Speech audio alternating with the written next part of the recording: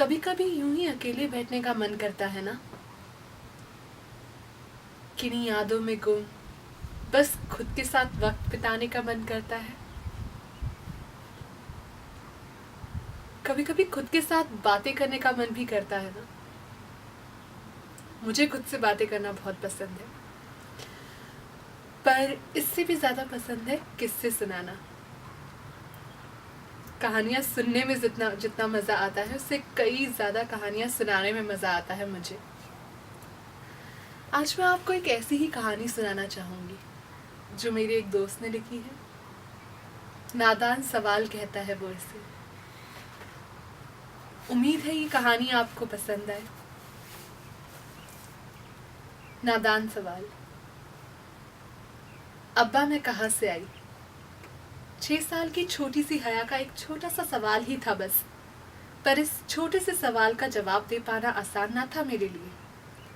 शायद बचपन में मैंने भी यही सवाल अपने अब्बा से पूछा था। कुछ ढंग से याद तो नहीं, पर हाँ, अब्बा ने मुझे अम्मी की ओर इशारा करके बात को टाल दिया था।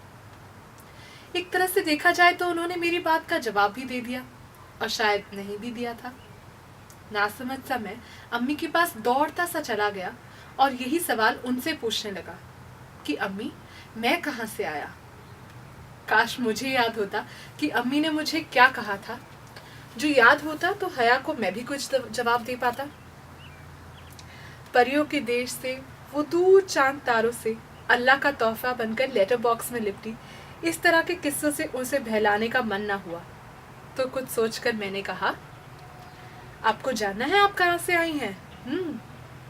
ये तो काफी मुश्किल सवाल है। अच्छा चलो, पहले आप ये बताओ कि आपके पास भारत का नक्शा है? जी अब्बा। तो जाओ, फिर मैं बताता हूँ कि आप कहाँ से आई, पहले उसे लेके। नादान सी हया एक तबेदार बच्चे के जैसे अपने स्कूल बैग में से कुछ देर टटोलने के बाद एक मुड़ा तोड़ा भारत का नक्शा ले आई। मेरे हाथ में थमाकर वो फिर से चौकड़ी मारकर बैठ गई, टकटकी लगाई ये जानने को बेताब कि वो आई तो आई कहाँ से। न जाने इस नन्हे से दिमाग में ये बात कब से कौंध रही थी। उसकी आंखों में ठहरती बेताबी देख के उसके दिल का हालत अपने आप बयान होता था। अब मेरी बारी थी। कुछ तो ऐसा कहना होगा जो इस नन्हे से मन की लालसा को कुछ तो शांत कर सके। हया की आंखों में कभी मेरे हाथों